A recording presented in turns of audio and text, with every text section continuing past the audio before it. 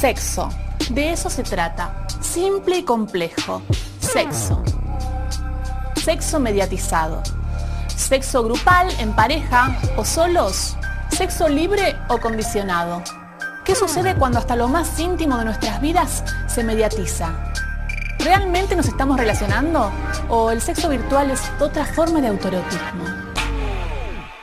En 1827 se inventa la fotografía. Luego, una mujer ya posaba desnuda para la cámara. El 28 de diciembre de 1895, los hermanos Lumière presentan el cinematógrafo en el Gran Café Boulevard des Capucines de París. Con el cinematógrafo había nacido el cine, y con el cine porno. Posiblemente, la película pornográfica más vieja que se conserva es un clásico argentino. 3 mujeres jóvenes se están bañando en un río. A continuación comienzan a tener sexo entre ellas y luego el observador se suma a esta práctica. El Satario, traducción del sátiro, es el nombre de la primera película pornográfica y fue producida en 1907 en nuestro país. El corto, no se sabe bien, habría sido filmado en algún lugar de la ribera de Quilmes o la ribera paranaense en Rosario. Argentina, 2017. Una mujer comienza a desvestirse enfrente de la pantalla de su computadora. Del otro lado, quién sabe en qué ciudad y bajo qué nombre, un hombre la observa. WhatsApp, Tinder, Facebook y todo tipo de foros y sitios inauguraron una nueva manera de vincularnos. Y emerge así un nuevo glosario, el sexting, la pornovenganza, el boom del contenido XXX amateur. Con la llegada de la tecnología todo cambió, incluso la manera de relacionarnos. Cada día son más las personas solas o parejas que limitan sus encuentros. La piel parece haber sido reemplazada en muchos casos por un contacto virtual.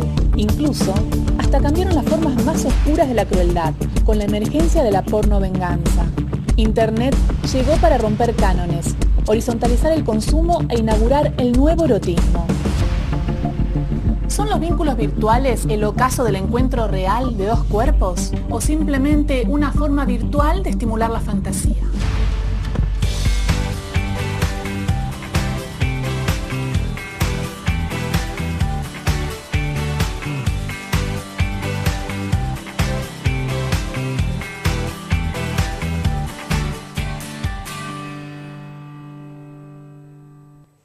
Bienvenidos a Signos de los Tiempos, un programa para pensar y para pensarnos. Hoy vamos a hablar de un gran tema, un tema universal que tiene que ver con el amor, con el goce, con el placer, con las inhibiciones, con la reproducción. El sexo es parte de nuestra vida. Pero ¿qué pasa cuando el sexo está intermediado por la tecnología? Cuando hay una intermediación, cuando ya no son 2 cuerpos que se tocan, cuando hay distancia, ¿se genera un vínculo o es simplemente un contacto? ¿Qué pasa con las parejas? Hoy vamos a hablar del consumo del sexo en la era de Internet. El erotismo 3.0, como le llaman. Vamos a hablar del cibersexo, del sexting, de la pornovenganza, de los videos caseros, de todo lo que vamos viendo alrededor de nuestra vida a partir de la red. Ese mundo que ya es también real y que se junta lo real con lo virtual. Y cómo cambian nuestras relaciones. Por ejemplo, tener sexo virtual con alguien que no es tu pareja, ¿es infidelidad? O, por ejemplo, ¿genera el cibersexo adicción? O cuando hablamos del erotismo y el autoerotismo, ¿nos vincula con el otro o nos hace ser más individuales y nos aísla? ¿Nos da soledad después de tener cibersexo? De todo esto vamos a estar hablando con nuestros especialistas. Bienvenidos, ¿cómo están? Muy bien, ¿vos cómo andás? Bien, Juan Pablo Capdeviel, él es psicólogo y va a estar contándonos un poco esto de el contacto. A ver, ¿el sexo virtual es contacto real? No. ¿Para vos no? No. Tendríamos que pensar un poco en la virtualidad. La virtualidad nos habita. Es decir, la realidad que nosotros percibimos siempre es virtual. Es mejor preguntarle a un fotógrafo, a un óptico, ¿no? Cómo los colores que nosotros vemos en los objetos en realidad se producen en nuestra cabeza, porque en realidad el objeto colorado, el color que no tiene es el colorado. A partir de ahí nosotros tendríamos que pensar las realidades, ¿no? Ahora, tu pregunta es entonces si la práctica, ¿no? Porque Sí. podríamos pensar es una práctica, si esa práctica es real. Esa práctica no es real, es virtual.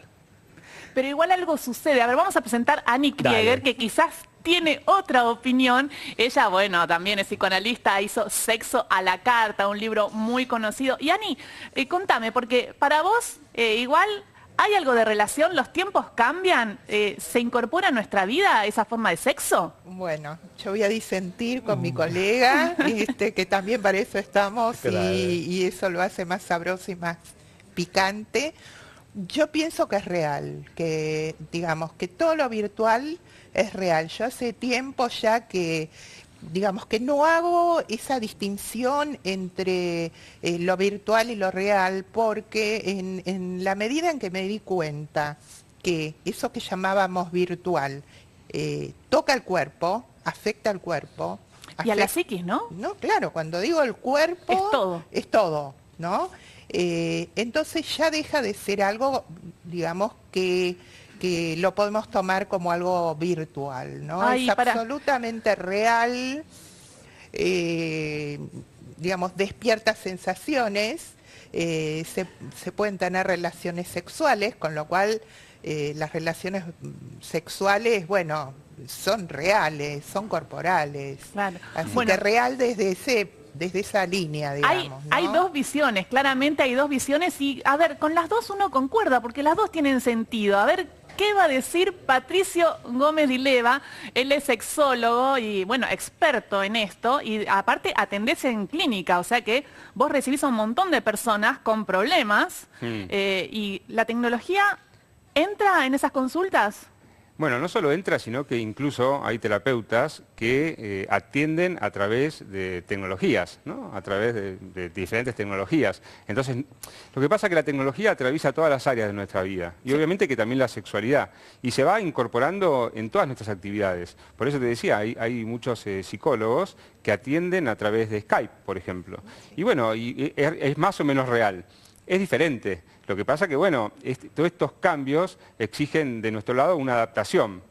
Y bueno, a veces la ciencia viene por detrás de todos estos cambios. Entonces, bueno, sobre eso tenemos que ir nosotros charlándolo, pensándolo en los congresos y generando de alguna manera un marco teórico que contenga este fenómeno, que es un fenómeno que además avanza de una manera acelerada. Entonces siempre como que Hay cada vez más sexo a través de internet, hay cibersexo que no tiene que ver con dos cuerpos que se tocan, pero sí que genera consecuencias. Mira, yo en lo que más veo el cambio es en la forma de conocerse la gente. Hoy por hoy, yo cuando recibo un paciente le pregunto si está en pareja, cómo conoció a su pareja, dónde la conoció, y me llama la atención, ya tanto no me llama la atención, que la mayoría de las personas hoy por hoy se conocen a través de alguna red social. ¿No? Es algo que es muy habitual y nosotros que tenemos más de 30, 40, todavía nos cuesta un poco pensarlo, pero para los chicos mucho más jóvenes te pueden decir, Claro, es un hábito. vos le preguntás quiénes son sus amigos y te van a nombrar gente que tal vez no conocen en vivo y en directo, sino que lo conocen a través de una red social. Bueno, vamos a escuchar una cuarta opinión de una eminencia, el doctor Juan Carlos Kuznetsov. Las nuevas tecnologías han ido progresivamente poniendo mojones en el vínculo, la relación. Influyen mucho, pero ¿de qué manera? Está de más decir que las nuevas tecnologías eluden la piel. Sí pueden mostrar aspectos, imágenes, figuras y obviamente la voz de las personas, pero eluden la piel. La sexualidad tiene que ver con muchos canales, pero fundamentalmente con la piel. Es un erotismo virtual, lo cual es todo un aprendizaje. Pienso que no solamente para nosotros, sino también para todos los jóvenes que lo usan. En relación a qué es exactamente el vínculo virtual, llamémosle así, hay un porcentaje bastante significativo que llega después de la seducción consiguiente, después de mucho tiempo de intentar conocerse por vía virtual, a conocerse personalmente. Hay otros elementos, otro porcentaje, que muestra que conocerse personalmente en esos casos suele ser fruto de una desilusión. Porque una cosa es la ausencia de piel que hace a las veces de una hipertrofia de la fantasía, de la intimidad, y otra cosa es la realidad concreta. La pregunta sobre si existen o no perfiles de gente usuaria de este tipo de canal, yo diría que sí, en el sentido de que los fóbicos, es decir, los que temen el contacto directo, les ha venido de perillas este tipo de comunicación. El reproche suele ser de que el hombre usa los medios virtuales para inspeccionar la pornografía. Y ahí sí, entramos en un tema en donde el hombre lo usa mucho más que la mujer. Citando a Gilles Lipovetsky, tiene un libro, La Era del Vacío. La imagen nos deja un espacio vacío. ¿De qué? ¿De qué? Del erotismo tal como lo hemos conocido desde que éramos chicos. Y en otros casos que no lleva a la relación sexual, ¿a dónde nos lleva? Nos lleva al vacío. Sí. Típico de esta época que nos toca vivir. La reflexión del doctor Juan Carlos Kuznetsov, y dos cosas con las que me quedo. El vacío, y si estar tan conectados, hiperconectados, no nos termina aislando. Y además esta diferencia entre las mujeres y los hombres, porque claro, hablamos de erotismo en este programa y de cibersexo, que es sugerencia. Otra cosa es la pornografía, que es la tumba de la sugerencia, es la acción, lo mecánico, hay toda una industria detrás. No, hoy vamos a hablar de los vínculos, de lo que tiene que ver con lo afectivo, con cómo nosotros solos nos comunicamos a través de la red con nuestras parejas o en búsqueda de pareja, y de repente llegan situaciones de chat bastante hot, llegan situaciones de sexting, que es primero un chat, ¿no? Y luego quizás un cibersexo. ¿Cómo cambia la tecnología nuestra forma de comunicarnos y relacionarnos, ¿no, Juan Carlos? Juan Pablo, Sí. Juan Pablo, lo que te decía antes era en relación al encuentro, si es real o virtual, Sí. me refiero al encuentro de los cuerpos. Entonces, lo que propone el objeto técnico es un medio para un fin. La pregunta es cuál es el fin. El fin siempre está enlazado a la causa. Entonces, tendríamos que preguntarnos qué quiere decir la causa. La causa, siguiendo a Kuznetsov lo que él decía, apunta siempre a un vacío, porque la etimología de la palabra causa es cadere, que tiene que ver con una caída. Esa caída es estructural al ser hablante, entonces todos estamos habitados por ese vacío. A ese lugar de vacío va el objeto técnico que promete eso agalmático, agalma, que es lo que busca el encuentro amoroso. El agalma, en definitiva, es algo que se caracteriza por un objeto precioso. En el banquete Platón habla del objeto agalmático, Sí. y porta, el brillo agalmático, la gracia que tiene es que porta un vacío.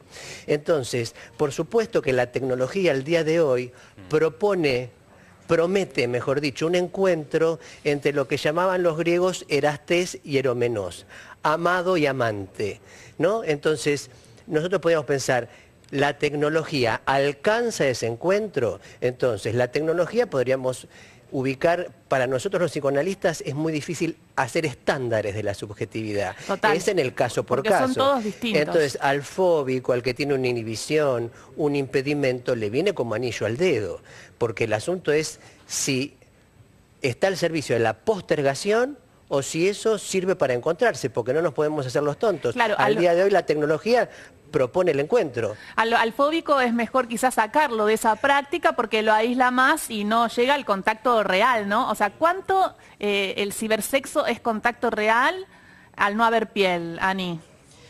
Bueno, yo insisto que es real porque impacta al cuerpo. Desde ese punto de vista es real. Pero me gustaría retomar, estoy en esta vuelta, estoy absolutamente de acuerdo con el colega. Y retomando a Kuznetsov, decimos en psicoanálisis que el vacío porta el deseo. Y estamos en una época en donde podemos llamarla época hipermoderna, que tiene que ver con el hiperconsumo, en donde este vacío, digamos, en esta época, nos da la ilusión de que podemos taponarlo, ¿no? Como decía el colega. Como si el sexo fuera el consumo, como consumir, consumir. Exactamente. Yo quisiera tomar, digamos, la otra cara de la fobia, ¿no? Y de la postergación, que está muy bien y estoy en absoluto de acuerdo. Quisiera tomar la cara de la adicción, porque justamente es una época en donde las adicciones y las compulsiones están al top 5. ¿Existe el adicto al cibersexo? Sí, sí, existe. ¿Cómo uno se puede dar cuenta que es adicto al sexo a través de Internet? Bueno, llega un punto en donde el adicto mismo se da cuenta que está adicto. Digamos que hay un monto de angustia que se eleva, entonces no es ni la búsqueda de un otro cuerpo, ni la búsqueda del amor, ni la fobia, porque no se puede vincular, sino una situación de exacerbación de la angustia que necesita ser evacuada mediante el autogoce, digamos. Y eso ¿no? da un poquito de soledad, ¿no? ¿Qué es el erotismo, el autoerotismo, ¿no? Porque uno, al final, cuando uno está a través de una pantalla, está solo. A ver, el autoerotismo es algo que existe desde que el hombre es hombre, ¿no? Estamos hablando del onanismo. Entonces, esta vez nos servimos, como decían acá los colegas, por la implosión de la tecnología, en vez de tener una foto o una revista o un almanaque, digamos, nos servimos de la pantalla. Y claro, y uno se brinda placer, ¿no? La llamada, la masturbación, o sea, lo que uno conocía así es el autoerotismo, exactamente. Digamos. Que es un tema tabú, del que no se habla, bueno, menos en televisión, y lo estamos hablando acá, porque estamos hablando de estos signos de los tiempos que corren y cómo nos modifican. En este caso, cómo nos modifica la tecnología, la forma de tener sexo. ¿Para vos, Patricio? A mí me parece que lo importante es que la tecnología es un medio. Y como todos los medios, va a depender de cómo uno lo utilice. Y en relación a lo que decía la colega, ¿cuándo se transforma en una adicción? A mí me parece que lo importante es cuando uno habla de adicción al sexo, incluso que es una adicción, que casi como capaz algún actor sale a decir que es adicto al sexo, y medio como si se lo ve como si fuese algo positivo, le gusta mucho el sexo, tiene mucho sexo, y la realidad es que el que es adicto a cualquier cosa, y en este caso a la pornografía o a determinado tipo de encuentros a través de las redes sociales, no la pasa nada bien. Pues justamente lo que caracteriza a la adicción es no perder la libertad. No pueden elegir en qué momento hacerlo, cuándo dejar de hacerlo, realmente no lo disfrutan. Patricio, ¿cuándo vale el cibersexo o cuándo vale tener un contacto así con una pareja o en búsqueda de ese amor? ¿Y cuándo no vale? ¿Cuándo termina siendo fóbico o generando adicción? No, a mí me parece que vale siempre que sume, entre dos personas adultas, donde se consensúa, ¿no? Que los dos están de acuerdo y sume a una relación, o a una persona, porque en general el objetivo siempre es el encuentro real, digamos, ¿no? Cuerpo a cuerpo, pero a veces no lo es, y también es válido, ¿no? Hay personas, digamos, que se encuentran, que tienen un encuentro vía internet y que deciden dejar ahí esa relación. Bueno, no es ni mejor ni peor que otro encuentro donde tal vez terminan encontrándose, casándose y formando una familia, que también pasa. Totalmente. A ver, bueno, vamos a presentarles a dos expertos en tecnología que también reflexionan en signos de los tiempos. Además, ellos son pareja y nos cuentan su manera de utilizar la tecnología con respecto al sexo.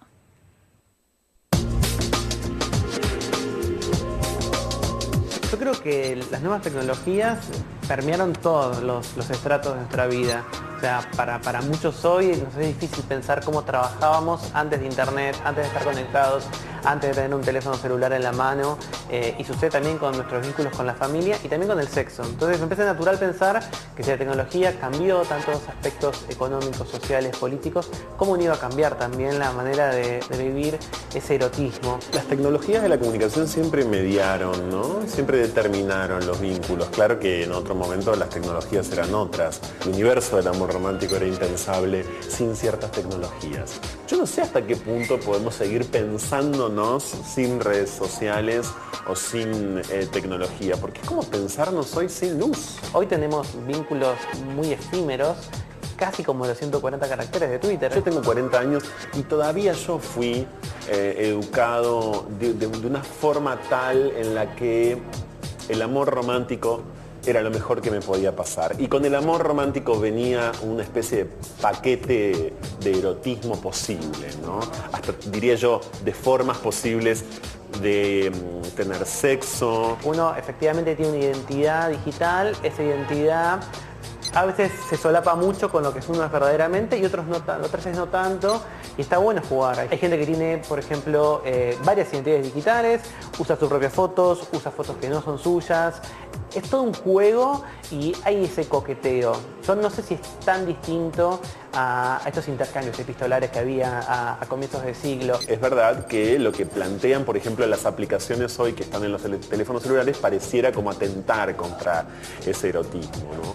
Pareciera apelar a un sexo meramente express. Uno mismo, si piensa las cosas que le causaban placer hace 10 años o las que te causaban placer hace un año o antes que conozcas a tu compañero actual o tu compañera actual, eso va cambiando. Por supuesto hay gente que está más acostumbrada a lo que diríamos analógico, que es lo real. Hay gente que te diría, no, yo nunca usaría un juguete sexual o yo necesito que haya piel, pero eso va cambiando. Obviamente, si usted es una larga historia de contactos, digamos, de cara a cara, piel a piel, quizás lo virtual te cuesta. Yo con mi pareja, con Franco en la actualidad, usamos mucho todas esas cosas. A veces jugamos, probamos. Yo me enamoré de Tomás en su momento porque leí un tuit de Tomás en el año 2013.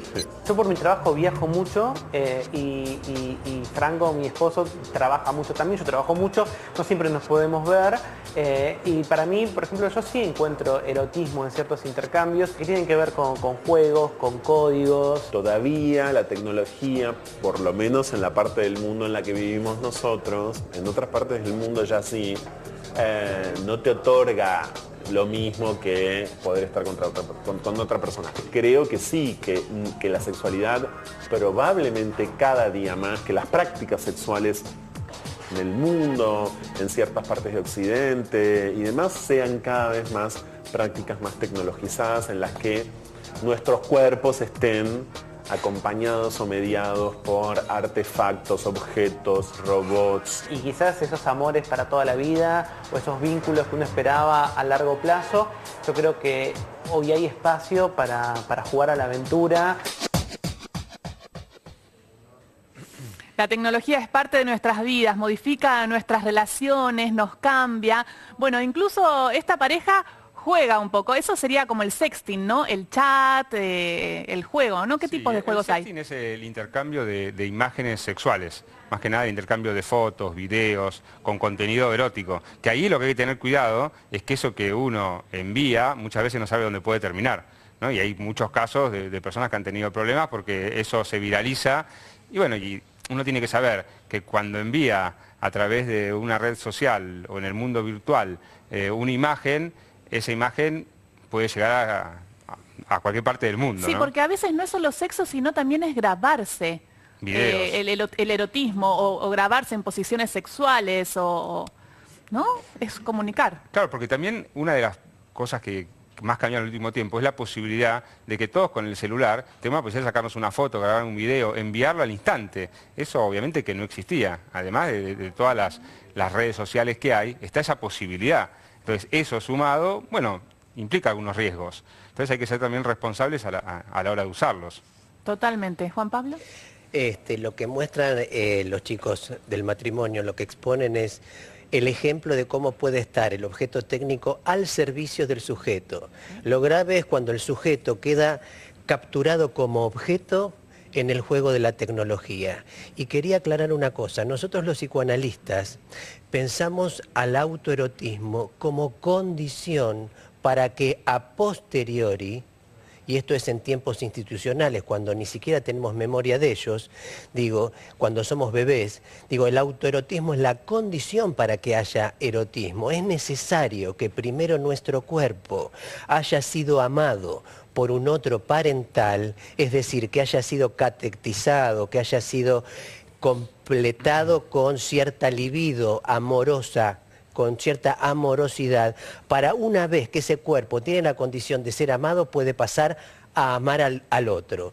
Entonces, lo que pasa con la cuestión de la tecnología, que muchas veces acrecienta o estanca eso que puede ser sintomático en el caso por caso del que tiene una situación fóbica, del que tiene una inhibición, etcétera, etcétera, es lo que nosotros llamamos la fijación en el autoerotismo. La masturbación, como decían los colegas, existió siempre.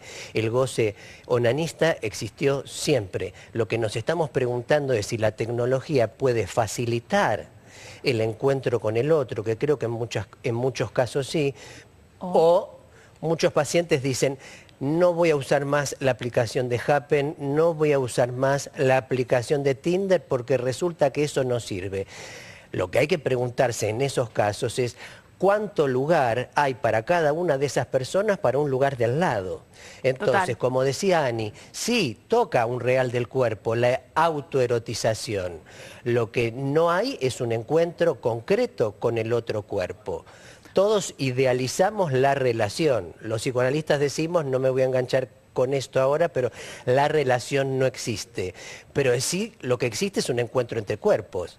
Y muchas veces lo que propicia el consumo de la tecnología es que el sujeto quede consumido allí y muchas veces Aislado.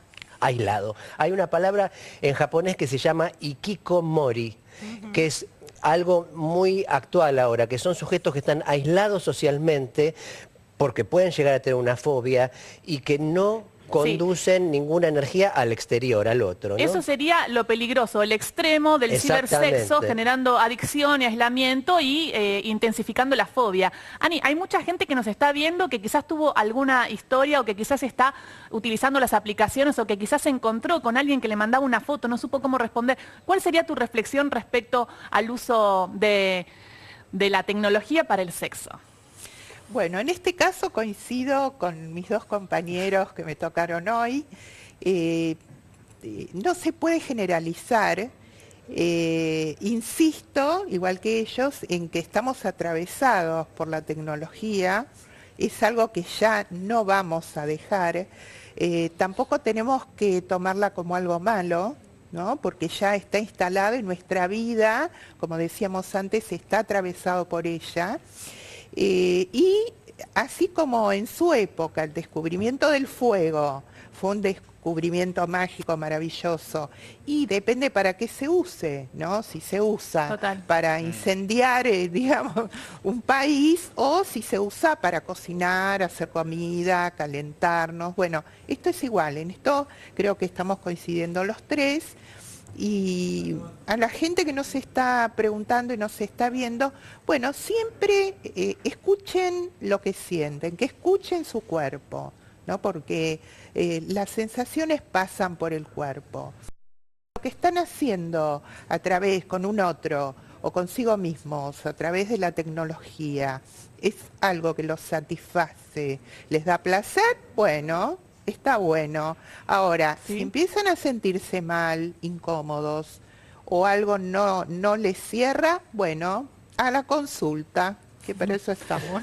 Muchísimas gracias por estar acá y hablar de este tema, ¿no? Que, bueno, en estos tiempos que corren nos atraviesa a todos. En el próximo bloque, dos grandes periodistas. Hernán Panesi, autor de Argento, de Porno Argento, que nos va a estar hablando un poco de lo que es la historia, contextualizarnos este fenómeno. Y además, Charlie Sonsol, que nos trae los adelantos en el cine, porque el cine siempre está más adelante, se imagina muchas cosas más y quizás hasta un día alguien se puede enamorar de una inteligencia artificial. como pasa en la ficción. Quédate en el próximo bloque de Signos de los Tiempos.